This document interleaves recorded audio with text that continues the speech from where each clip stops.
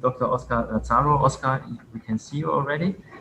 Oscar, you're going to talk to us about the European approach to repurposing for reliable and resilient response to the pandemic, manufacturing demands. It's a long title, but there's quite important message behind. So we're looking forward to hear what you have to say.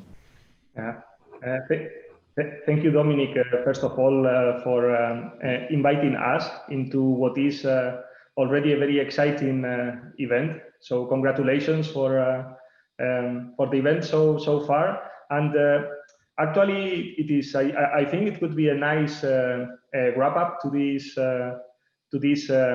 slot in the event, since a lot of partners have talked about the things that they have done to address COVID.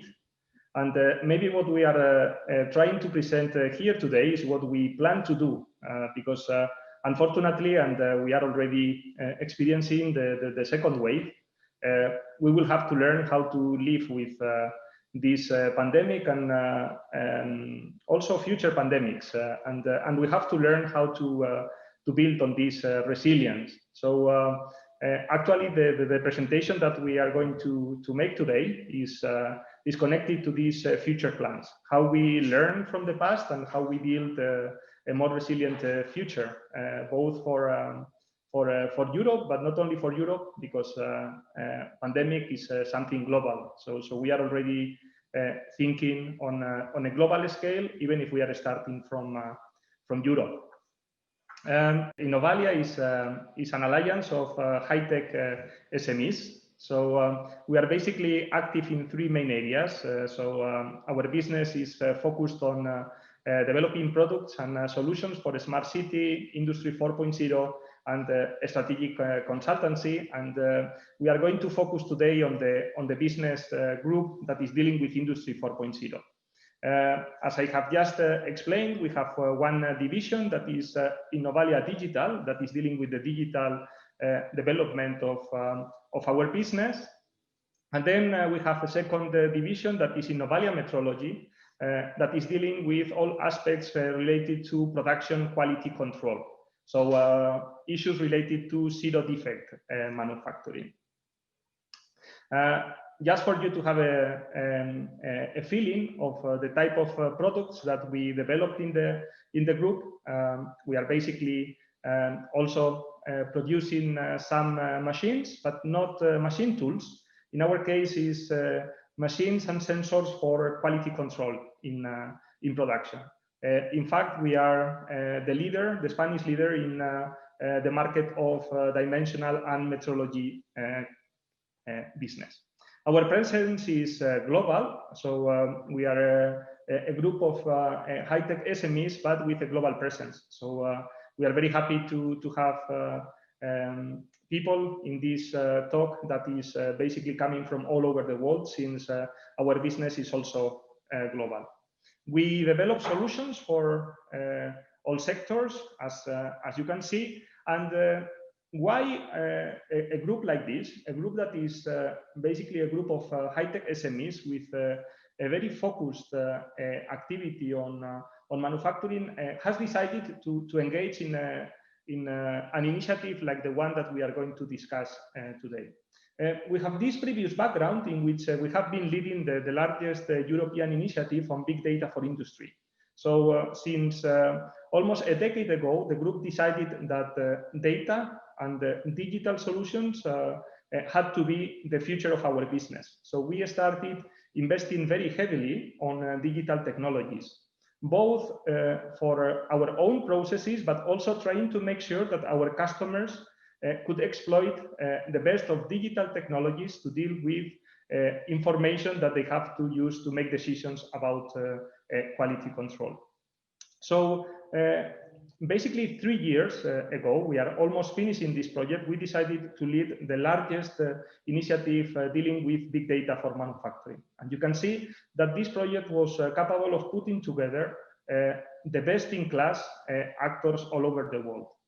And also in parallel, after a year and a half of this initiative, we started a second very large project that also brought together leaders of of the area of digital transformation to deal with the issue of zero defect manufacturing.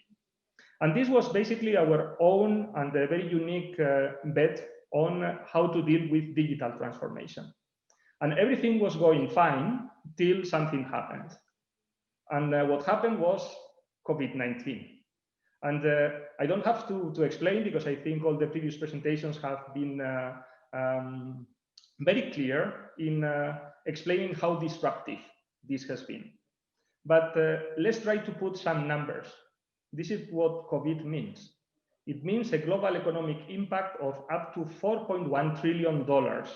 So we are really talking about something that has disrupted the way we are performing business.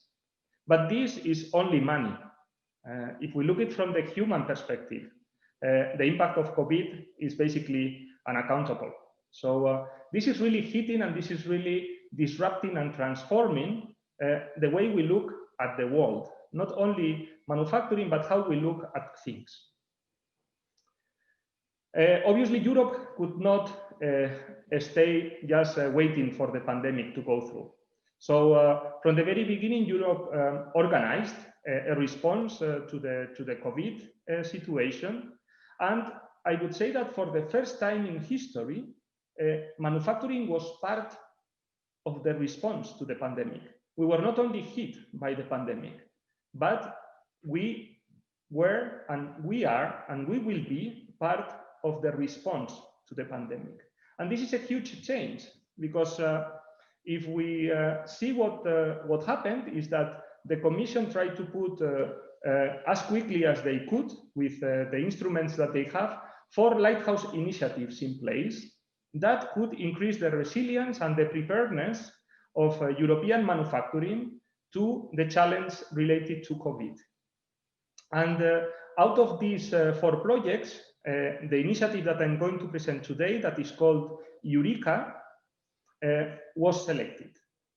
This initiative is actually looking into a European vital medical supply and equipment resilient and reliable repurposing manufacturing as a service network for fast pandemic reaction.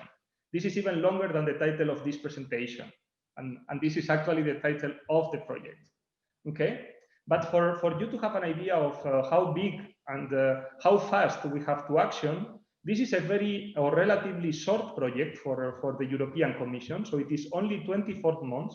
It will start 1st of December, bringing together 24 partners from 12 countries with a cost of around 8.5 million. Which are the partners that are behind this initiative? It is not only the individual partners that are part of this initiative.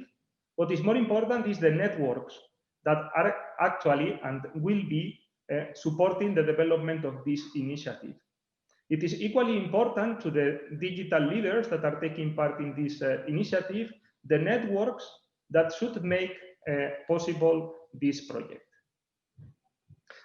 Since we have to implement a solution to the COVID situation in a very short period of time, the strategy that we have decided is to start building from best of breed Industry 4.0 assets. It is very good that I speak the last in this event, because now you are familiar to many of the things that are on this screen.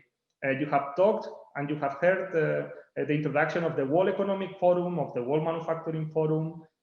You are aware of the international data space as a relevant standard to connect platforms, not only at European level, but we have heard from our colleagues from NTT that they are already connecting Japan to Europe using these technologies. We have heard our colleagues from Siemens introducing the relevance and the strategic importance of Gaia X. But what is important also is to realize that we are not starting from only European platforms. The Smart Factory Web is a good example of how United States, Europe, and Korea can actually join forces to create this type of solutions. But what is it that we are aiming at? We are presenting the people, but we have not yet told you what is that we are doing. When we put this idea together, we basically look at what had happened during the COVID situation.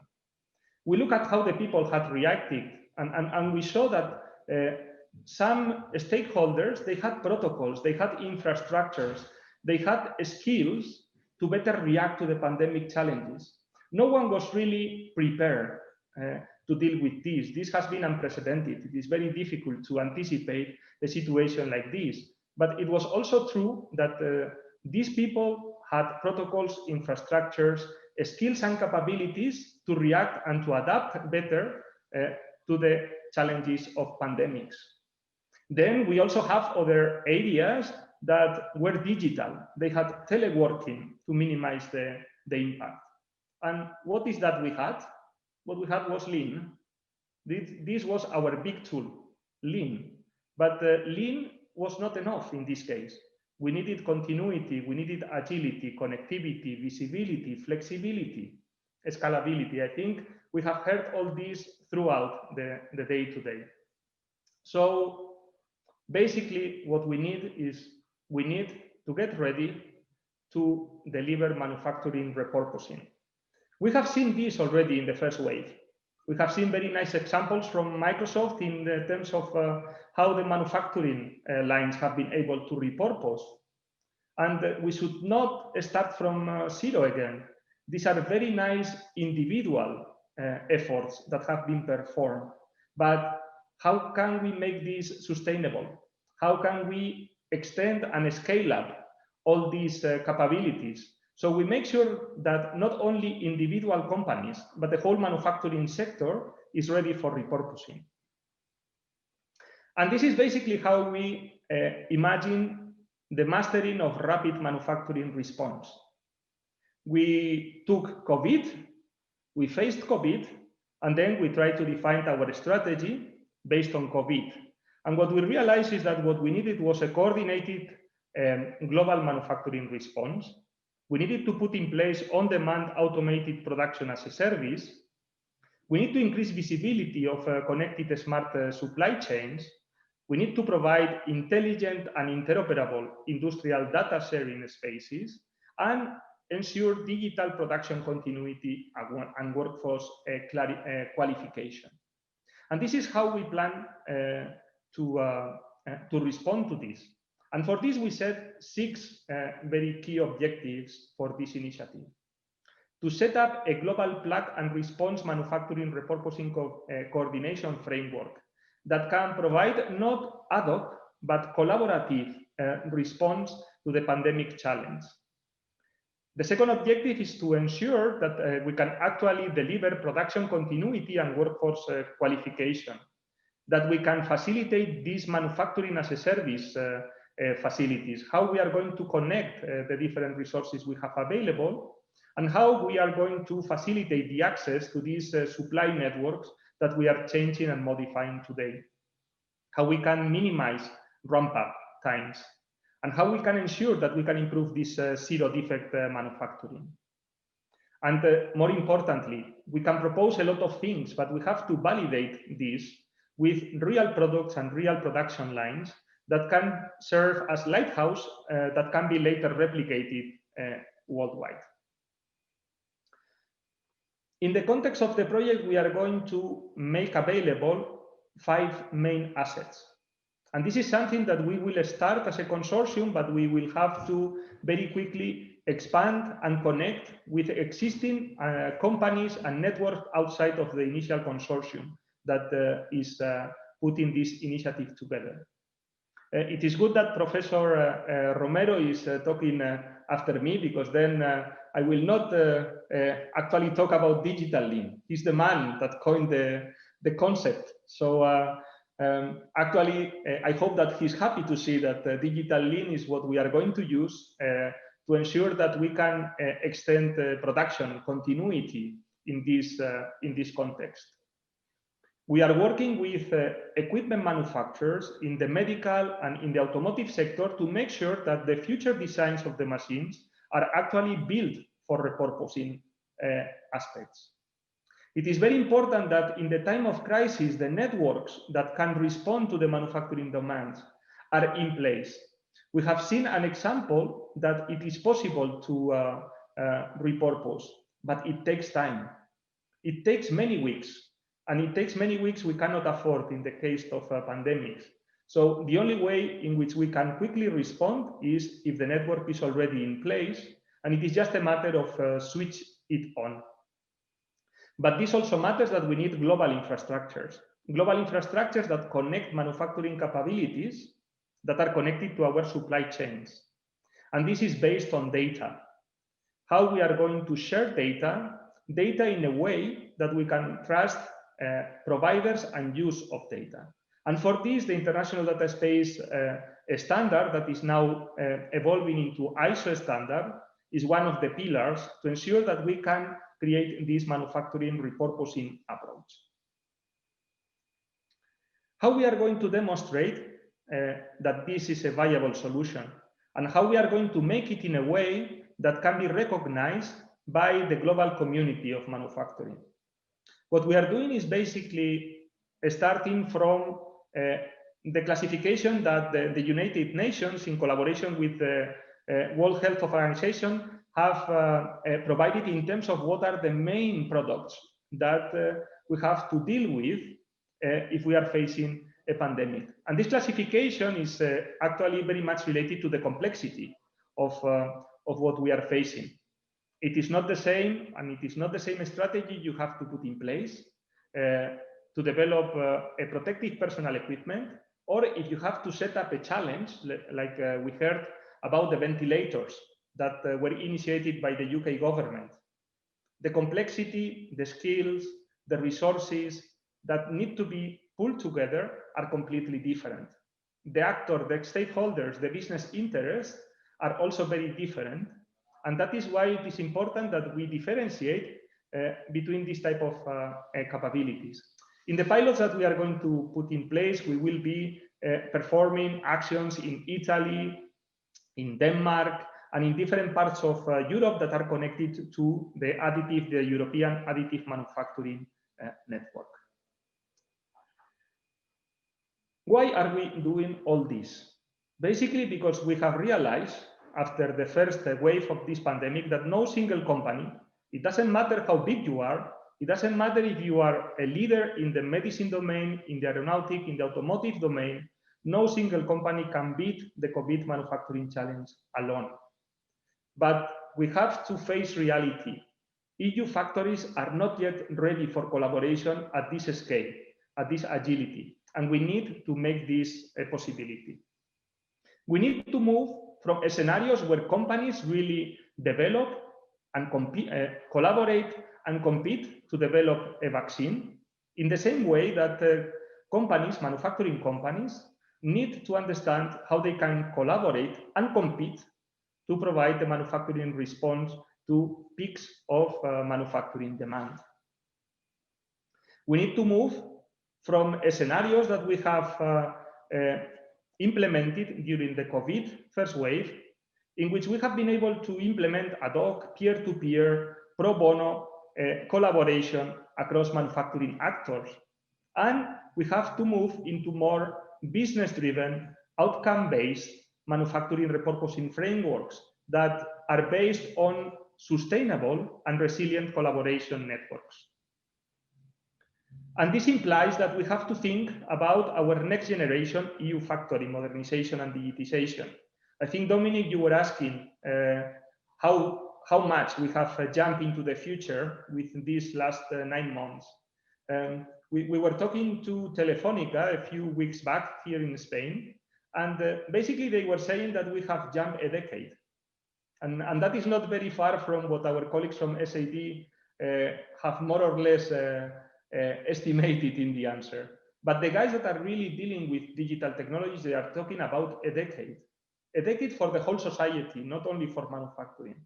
But still, if we look at the way our manufacturing software is developed, it is a very modern and intelligent workplace with a lot of manufacturing automation. But still, we need to make it more smart. We need to move from a workplace to a workplace where artificial intelligence is actually the center of it, and where we have increased levels not only of automation, but also autonomy. And how we are going to implement this throughout the project. Basically, what we are going to start is obviously talking to governments and medical authorities. They are the ones that are going to drive the demand. We have to align different industrial sectors, regulatory authorities, people that have not collaborated in the past. Like in this case, we are collaborating with a sport gear company that is collaborating with automotive industry, with with medical technology companies. And what is important is to see how all these sectors evolve into the implementation of these pillars for resilience, repurposing, and reliability. This is not something that we invented for the sake of this project. This is actually the result of an analysis that was performed by the World Economic Forum, by the group that is led by Francisco Betti, in terms of trying to understand which are the major transformations that we will have to implement in the factory if we really want to master repurposing. And this implies that we have to look into the agility, reliability, availability, and process efficiency.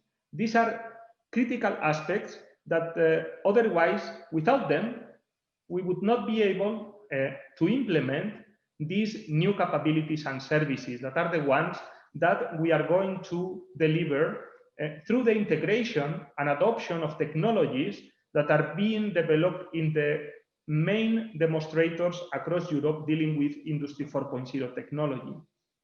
This should really make the change in the factories that we were claiming in the previous slides. With the implementation of these services, we can move our factories into more smarter, modular, and connected factories that are capable of delivering new capabilities that we have seen already some examples, how augmented reality can really be the enabler and leverage this just-in-time, just-in-place re-skilling or upskilling of our workforce.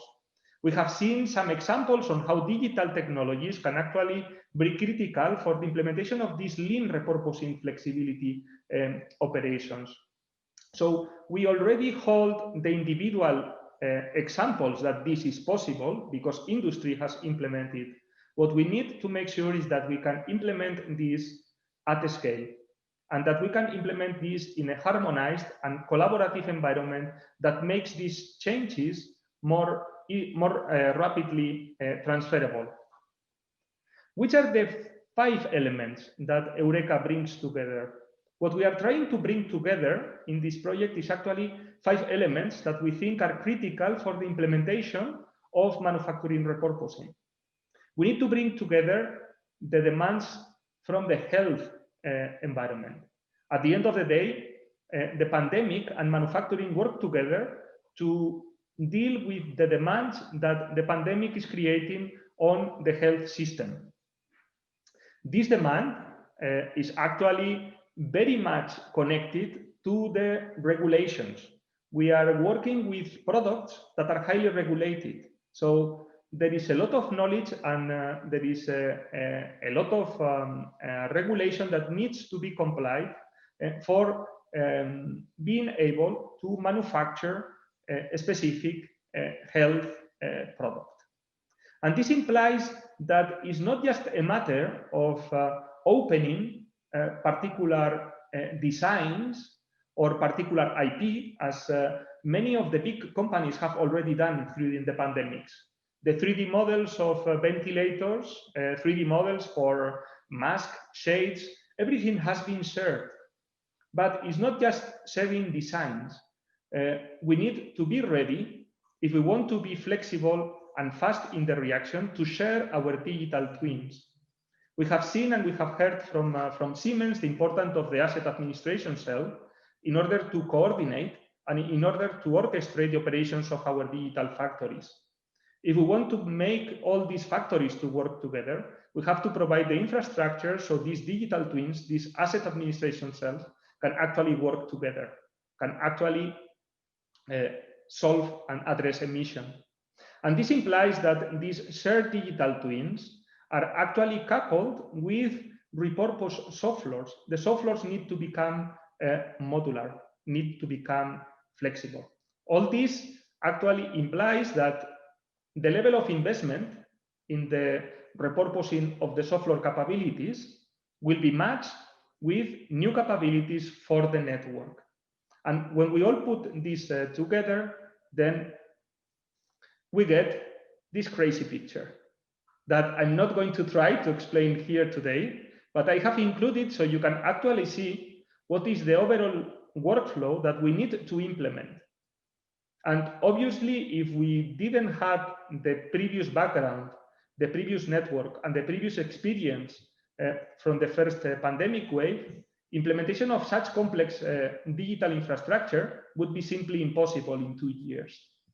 But with the existing background, with the existing platforms, in a year from the 1st of December, the first generation of this platform will be made available in Europe. But this is only technical thing.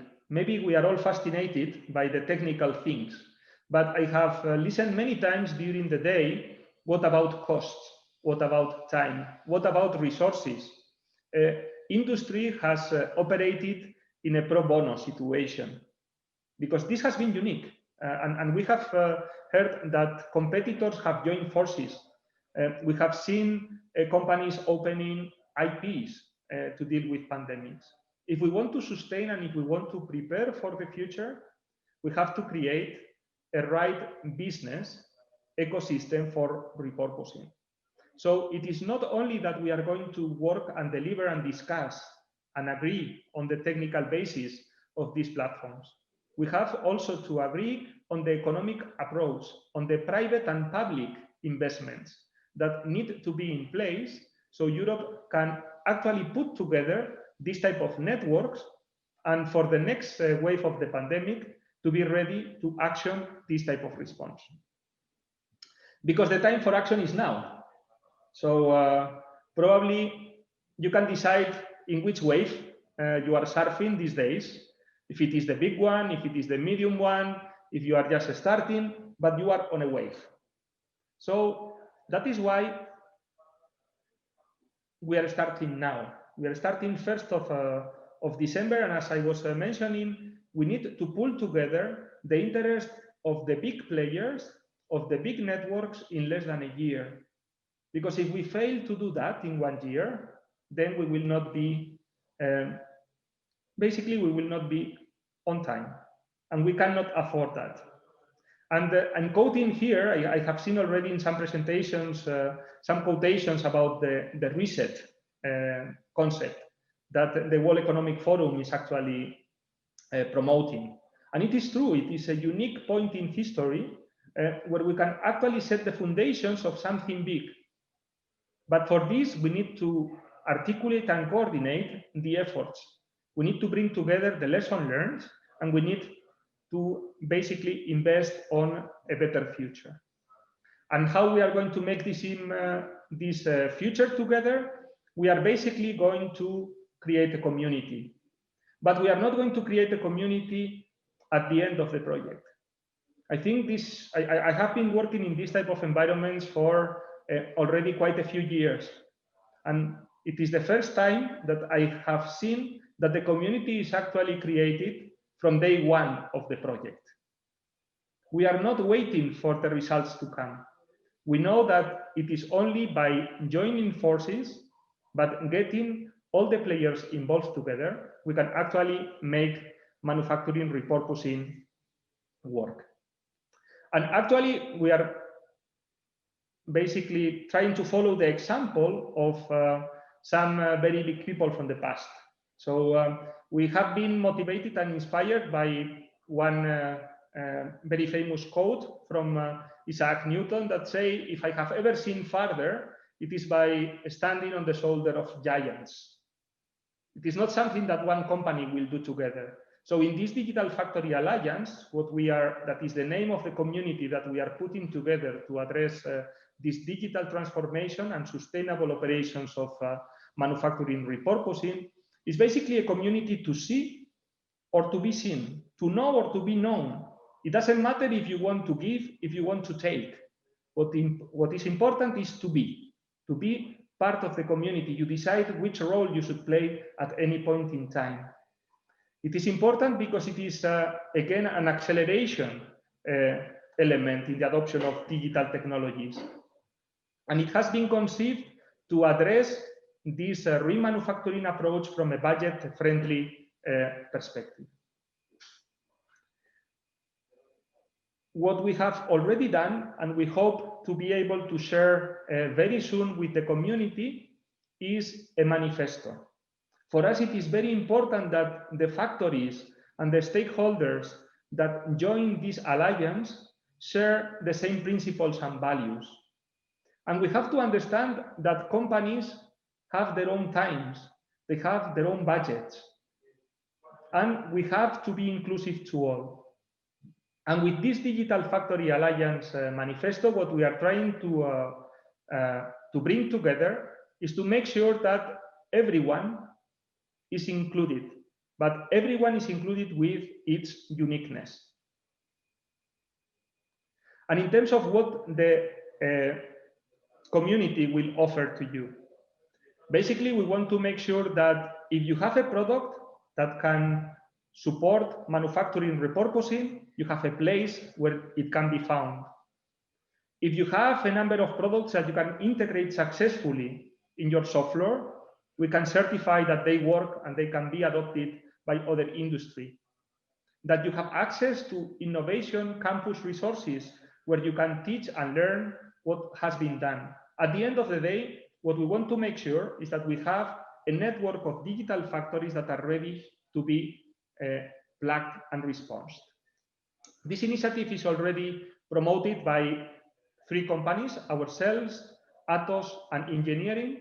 And what we hope is that not only the people that is attending this event, but the whole community in Europe can join us very soon. Thank you very much.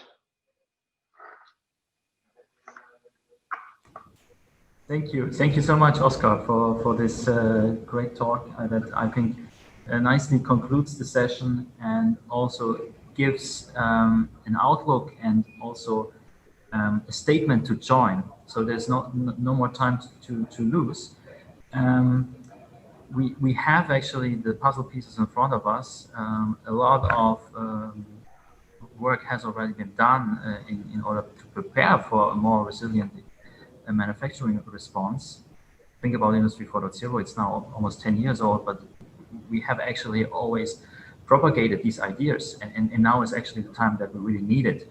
And what you propose here, from my perspective, is not only to respond to the crisis right now, but we might experience more waves, we might experience future pandemics. So we have to do our homework now.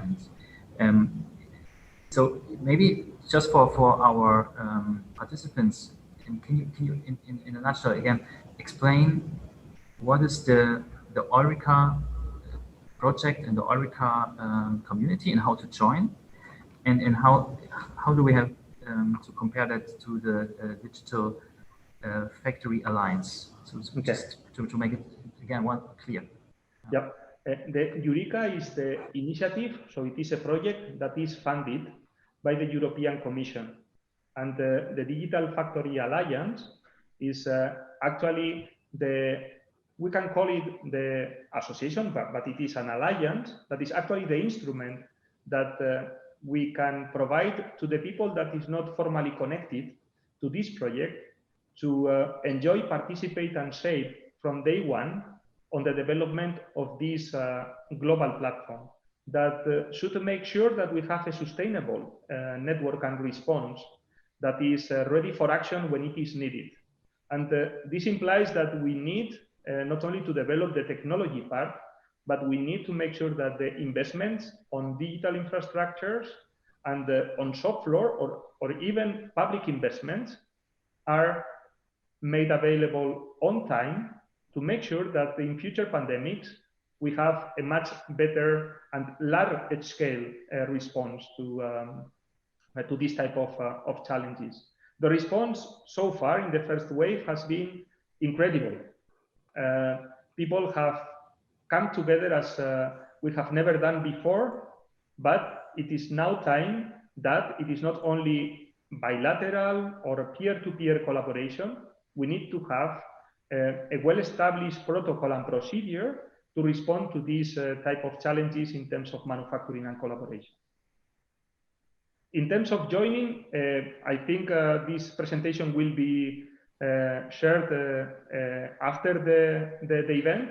So people can actually simply click, basically complete the form, and on 1st of December, if not earlier, we will get back to you in terms of how to join the effort. Great, that sounds easy. So please count on us that the Swiss Smart Factory is going to join from the 1st of December on this, I think, very important initiative. I would like to open the floor for questions in the audience, or David. I mean, you see the digital. No, let's wrap up this amazing presentation from Oscar.